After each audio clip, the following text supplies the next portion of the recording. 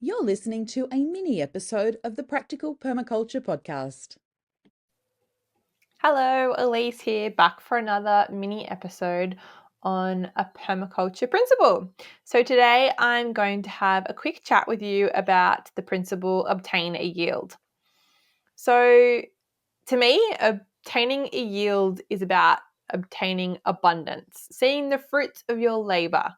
But that can be physical or it can be metaphorical fruits of your labor. In a gardening sense, we want to get produce. We want to eat the food that we're growing. But in a social sense, to obtain a yield might be to get something back, like joy or connection, or to create relationships. This can help us have a sense of stability and security. I think most of us put this practice into our everyday life because we work to make money, and money is a yield. And that is something that I didn't really consider until I started researching for this principle. For me, I was very like, a yield is my produce, a yield is what I get physically from my property. But researching really opened my eyes up to what a yield can be considered.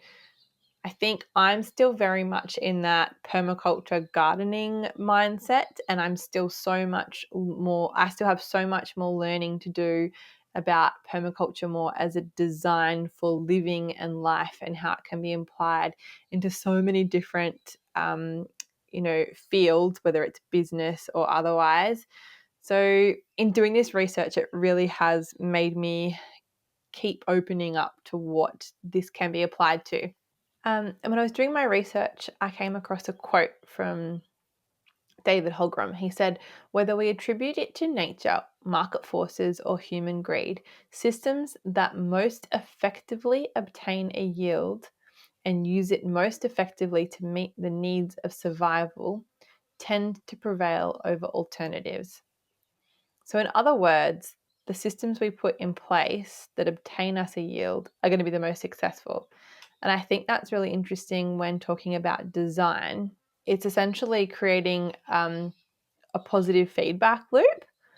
So when we get that yield, we want to replicate the way that system has been done, and it encourages more positive systems or more yield bearing systems. We want to amplify that process of what we've just done. And if we're talking about sustainable design systems, in the fact that they can be perpetuated ongoingly, we need to aim for systems that reward yield. It's just something I hadn't really thought about. Like I said, I definitely come from that gardening lens when it comes to permaculture, and that's how I kind of dip my toe in and learn, and then I kind of start considering how I can apply it in different ways in my life. And really, in order to keep going and move forward, we need to set up systems that will bring us a yield. And in doing that, we also need to consider our energy flow. So it's crucial when we design that we allow these energies to flow our way and to also flow out of us for the benefit of others and our communities. And that could be regionally, or it could be more in your country or globally. So a yield is really a huge motivation for a lot of our actions, whether it be socially or physically. Because most of us don't just do things for the sake of it. We want something to come of our actions and of our energy. So to me, a yield is quite a nourishing thing. It's something that gives you and that you give. And it's something that I think does take a lot of time and energy flow. So you want these interactions to be beneficial. When it comes to my garden, I think obtaining maximum yield for the smallest space and the least amount of effort is a priority. And this is a priority for a lot of people, especially in urban areas where, we don't have a lot of space to be gardening.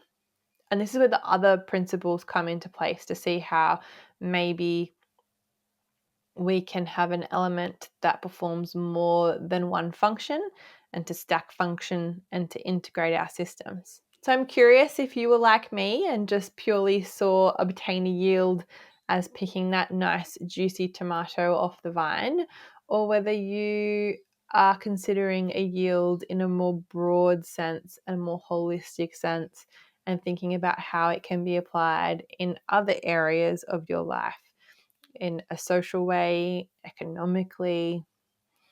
I just think having these conversations and me researching these design principles has really reminded me. I know my design course, my PDC did this, but I think I just get so caught up in the gardening because that's my everyday perception of permaculture and what I'm trying to implement here on my property, that it's really interesting to research and revisit my notes and do a bit of a deep dive into some of the permaculture principles and remind myself how they can be applied in other areas and aspects of my life.